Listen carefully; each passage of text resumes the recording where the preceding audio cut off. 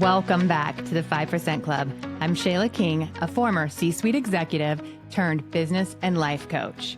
And this is the podcast for leaders who want it all. The promotions, the paychecks, and luxurious amounts of time for the things that matter most. Each week, I'm going to teach you from my performance and happiness formula what it takes to rise to the top without burnout and overwhelm. Work less, make more, and design a life you love. That's what we do in the 5% Club. Let's go. Welcome back to the 5% Club. I'm Shayla King, your favorite decision-making coach. Today, we are discussing how confident leaders make decisions fast without regret. You do not need more time for decision-making. You need more self-trust. One of the biggest compliments I've been getting lately is, wow, you make confident decisions so fast. And they mean it in a good way. They're not reckless. They're not careless. I'm just decisive. And this is what I want to talk to you about today. Quick, confident decision-making, it's not a personality trait. It's a skill. And it's a required skill if you want to be a highly paid and happy executive. Because indecision is expensive. It costs you time, energy, momentum, and credibility. But decisive leaders, they rise faster and they suffer less. So today we're talking about trusting your decision-making, how to decide faster, how to stop spiraling, and how to make a call without regret. So the first story that I want to use to illustrate this is a personal update in my life. So we live outside of Austin, Texas in Hill Country. And one of the exercises I do with my clients, and I do it with me and my husband as well, is we go through and we figure out what your top values are when it comes to time and when it comes to money. So everyone has a finite amount of money, and then we choose how we spend it. But we want to make sure that's aligned with what gives us the most oodles of satisfaction, right? And so an example of that is if my favorite way to use money and I get the most satisfaction out is for travel. And so I want to, go on this amazing trip to Italy. But you look at my bank account and where I spend my money, I never spend $10,000 on that trip to Italy, but I spend over $10,000 on Amazon packages that go to my door every day. That's a way of saying that I'm not in alignment with what I said truly matters the most. And I bring this up because we did our exercise, and I am now spending money, friends, on the thing that there's literally nothing I would rather spend money on. We are building a backyard oasis with a beautiful pool. And my husband and I talked about, I've always been a pool girly, and why do I like it so much? I had a terrible pool in our neighborhood in Chicago. It was a concrete rectangle that cost a ton to be a member of, and there was nothing fancy about it at all. And I still was so excited because I was like, I'm going to the pool, during the 3 months of the year you can do that in Chicago. And so we talked about it. We found out that it's actually a childhood thing. So when I was younger, my mom didn't have a lot of extra money to be able to pay for childcare for us in the summer. And so instead, she got us a membership to this pool. And we would go in the morning, and I'd do synchronized swimming lessons, and I was on the diving team, and swim lessons, and I was on the swim team. And then they'd close for an hour, we'd get kicked out, and then we'd come back and do free swim from 1 to 5. So I lived there from 8 a.m. until 5 p.m. every day, and it's my best childhood memories. So when I say I'm a pool girly, I mean everything about me is so happy and excited when I think about going to the pool. And now I get to have one in my own backyard. And I just see it as a place where all of my friends and family can come, where everybody will want to be together, social memories, literally the vitamin D from the sun, health, all of it. I'm so freaking excited. So excited. And so as we're designing the pool, there's a million choices that have to be made. What tile, what stone, what countertops, the finish, the fixtures. And in addition to the pool, we're doing, the hot tub, but we're also doing a backyard, an outdoor kitchen. And so there's fixtures for that and appliances for that and counters for that. And there's 2 different flooring materials and there's coping around the pool, yada, yada, right? And so I have all these vendors that I'm supposed to meet with and go to their galleries and see all the choices. And so most of them, I ask them if they'll do a Zoom meeting with me instead, which is not standard, but why am I doing it? I'm obsessed with efficiency. I run a business. I'd rather use my time for my family than for driving an hour away to a gallery. And so they say, okay. And we get on Zoom and then they take me through the options and I give them some, feedback as we go. And they said, okay, so here's what I'll do. I'll mail these to your home and you can sit with it and compare it and let me know what you want. Right. And then I look at them and I'm like, no, I'm good. We'll take B, F, and G. Done. And they blink at me. And here's why I can do that. I already know what I like. I have a clear vision. I understand what actually matters. And I know that most decisions in my life are not life altering. And once I choose, I decide to like it. That last part is everything. And I'm going to take you through it today. All right. Number 1, not every decision is a tattoo. Most people treat every decision like it's surgery. Y'all, this is tile. Relax. Leaders burn massive mental energy on low stakes choices. And I think my tolerance is just different than most people. Most people say, oh my God, it's my life savings, or I've been saving up for this forever. It's a, couple $100,000. This is a big choice. And we kind of put this extra pressure on it. But here's the deal. It's tile. It's not that serious. So in order to see if this is important or not, I want you to use this really fun hack. Ask yourself, is this a hat? Is this a haircut? Or is this a tattoo? You see, a hat decision is easy. Try it on. If you hate it, take it off. A haircut decision, now that might sting for a little bit, but it grows out. You'll be fine. And a tattoo decision, and these are rare, very rare. Okay, slow down. This one deserves more thought. But most of what you're overthinking is a hat or a haircut, not a tattoo. So stop treating temporary choices like permanent ones. Make the call, commit, move. And if you need to adjust later, that's what's called being a capable adult. No problem. When you have more information, you can make a different decision. But for now, make the call. All right, number 2, know who you are. You see, I can decide quickly because I know what I like. And that didn't happen by accident. I have intentionally designed my life. Vision boards, my life strategy process that I teach clients, my 3 words for the year, my magazine cover exercise. I designed my physical space and my style with intention. I've spent years getting clear on who I am. And it doesn't take years. I've just been doing it for years. You could actually do these pretty fast. And they're really fun exercises. It's like, when you were a kid and you used to daydream about how beautiful you want things to be, that's what this is. It's so much better than watching an hour of TV when you could be instead designing intentionally what you want your wardrobe to look like, or what you want your home aesthetic to look like, because those external things absolutely represent what's on inside. Whether it's clutter, whether it's mess, or whether it's just outdated, it shows how you feel inside. So it can be a really fun exercise to do as well. And so I know who I am. And when someone asks me what tile I want for the pool, I don't panic. It's not that serious because I already know the vibe. For the pool area, I'm kind of going for a California Mediterranean. I want it to be calm. I want olive trees. I want it to be neutral and elevated, but not pretentious. I want it to be welcoming. So anything that feels cold or modern, it's out. Anything that feels ornate, also out. Now for my home, I like a coastal modern environment. I want some warm touches, lots of neutrals, calm, not cluttered. I say yes to black. I say yes to dark browns. I say yes to light wood. Anything that feels too loud or busy, it's out. My personal style, I know that too. I call it elevated luxe executive.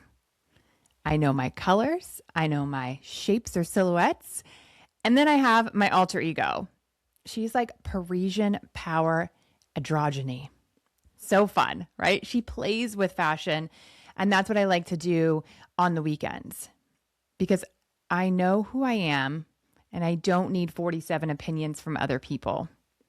I just go with what fits the vision. And I can do that so quickly. All right, let's go to number 3. Clarity creates speed at work too. So let's bring this back to work because that's where most of you are bleeding time and energy. A lot of leaders think decision making means tell me the right answer. No, executive decision making is tell me what matters most. Because once you know what matters, decisions get easy. This is a big reason we train this inside the Performance and Happiness Lab. So inside the executive systems module, we clean up the chaos. We build a way of working that makes decisions faster because you're not constantly reacting. We get crystal clear on your strategy and what you're driving, what you're prioritizing, what you're measured on, what actually moves the needle. And in storytelling, we help you articulate your direction with confidence. And my favorite part of it is that we also have you do a what I'm not doing list. There's two pieces of it. One is the parking lot. And the parking lot means if I hit my tennis ball on my priority over to the other side and I've got some downtime because I'm waiting for the other side to hit it back to me, then I can work on things in our parking lot. But then I have this other list, and it's the we're not doing this year list. And you and everyone, that can be filled. I'm trying not to say the word y'all all the time. I realized that I actually had converted to being a Texan and I use the word y'all, and I'm not sure how I feel about it yet. So I'm like, you guys, everyone, what do I want to say? 5%ers. So when you put on together this list of these are the things we are not doing this year, period, end of story, those have some great ideas on them.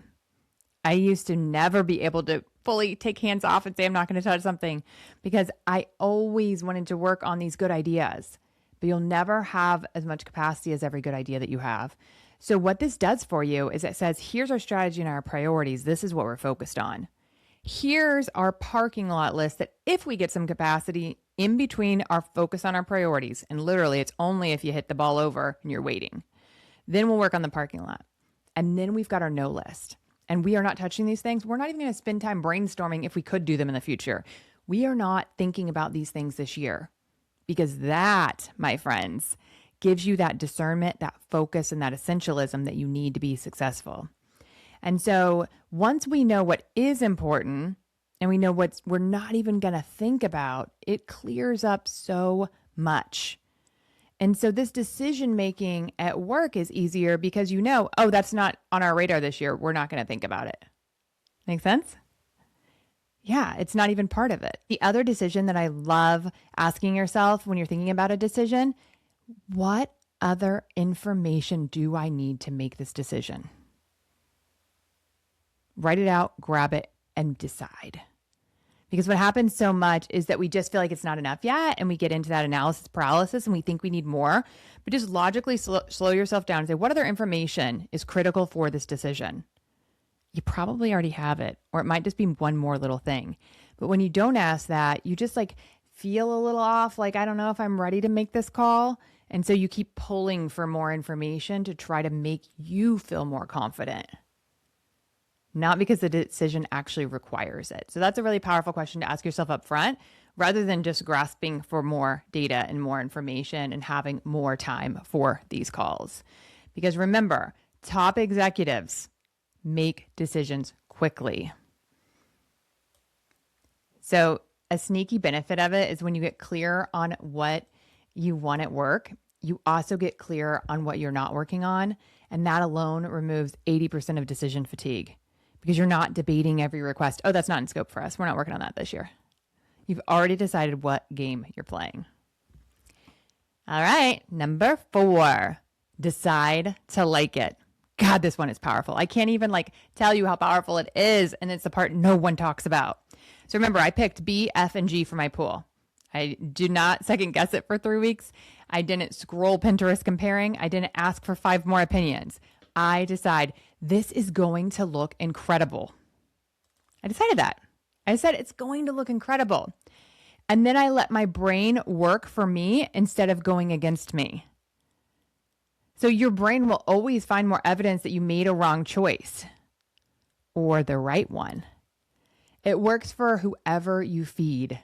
So if you tell it, oh God, I don't know, I told them my decision, but I wonder how much time I have to change my mind. I wonder if I should change my mind. And maybe I should have my friends look at it and see if they like it. And maybe I should show my husband and see if he agrees. And like, I just probably need to get everything in person. Because then once I have them side by side, I can decide. And maybe I should, ask ChatGPT some more.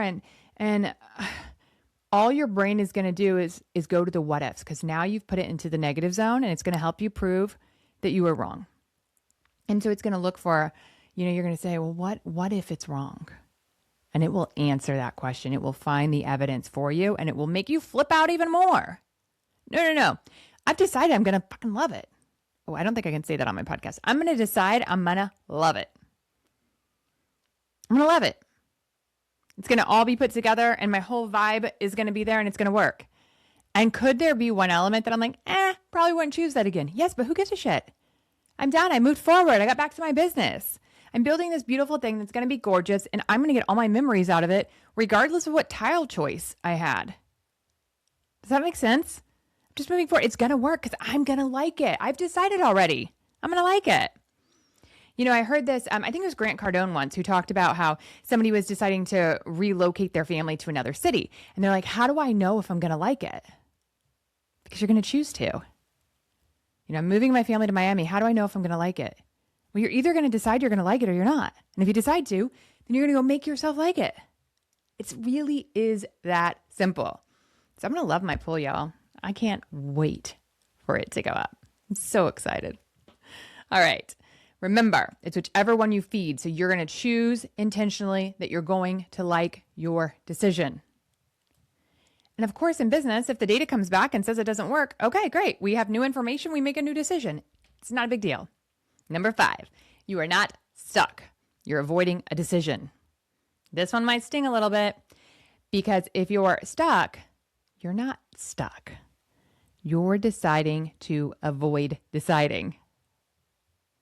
And I hate to break it to you, friends, but here's the truth. What you aren't changing, you are choosing. That job you keep complaining about, that relationship dynamic you keep tolerating, that schedule that's eating your life, that standard you keep letting slide, you have committed to these things. You have committed to the role you're playing in these things. And my friends, if you're not changing it, you're choosing it. So never use the words, I'm stuck. It's a cop-out. You're using it to try to make yourself feel better about the fact that you have not decided. Now, why do we do that? Well, we do that because indecision is often fear in disguise. Fear of looking dumb, wasting money, making the wrong decision, being judged, disappointing someone, picking the option that closes a door. But here's the real flex. You can make a mediocre decision and still win. Because what matters most is how you execute after. And you let your brain go to work immediately, not on should I do A or should I do B? But instead you let your brain go to work on how do I make this successful? I have now decided, and now my brain goes to work on how do I make this decision successful? This is leadership. You decide, then you lead. You decide, then you go to work to make it work. Make sense? I love this stuff. This is the 5% perspective. So 5%ers understand this. The quality of your life is not determined by perfect decisions. It's determined by self-trust, emotional regulation, speed, commitment. You do not need to eliminate uncertainty. You need to eliminate the drama that you have around uncertainty. Let me land this plane. Quick, confident decision-making is not just a nice to have. It's a skill required to be a high-paid and happy executive. Because when you can decide quickly, you protect your time, you protect your energy, you protect your confidence and your life. So let's trust ourselves. Let's decide on purpose and let's move fast. Now, I want to hear from you. What are you overthinking right now that does not deserve this much airtime? Share this episode with a friend. And if you'll do me a favor, if you've been listening to this and getting value from it, can you please leave us a review? These 5-star reviews are what truly allows more people to learn about the 5% Club, to understand that you can have success without all of the drama, without all of the overwhelm, and that your life can be so much bigger than you ever imagined. And this is all the lessons I wish I knew as I was climbing to the C-suite and doing it for years the hard way. When actually, it can be so much fun. We can move so fast. Our capacity can be so much higher than we ever thought. And decision making is one of those areas that helps us go. It's why I get done so much more than the average bear. And confidence in knowing I don't have to be perfect. I trust myself and I know I will make it work. If it doesn't work, I'll change my decision and I'll keep going. But I will never talk myself into being okay with inaction. I will never let myself off the hook by saying I'm just stuck. I go confidently. I go first. I go quickly. And you can too, my friends. All right. So if you want more information on how to join the Performance and Happiness Lab, remember it's my group container. It happens a couple of times a year. Decision making is one of the skills of a highly performing and happy executive. If you want to learn the entire playbook, you've got to get into the Performance and Happiness Lab. And we are enrolling soon for our next cohort. Go to shaylaking.com for all of the information. And if you want to book a call with me to learn if it's the right next step for you. We'll see you in there.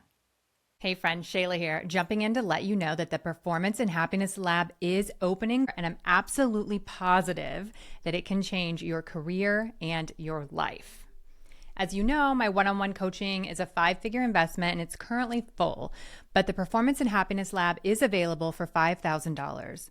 It's one of the best investments you can make in your career and your happiness, and you get an amazing community to support you. Imagine being surrounded by other like-minded leaders that are successful and want more, that are trying to figure out the demands of these high-pressured careers while balancing a family, and that all want to pour into you, that want to open doors for you and give advice on, yep, I've been there and here's how I handled it. The cohort and the actual group that you get within the Performance and Happiness Lab is unmatched.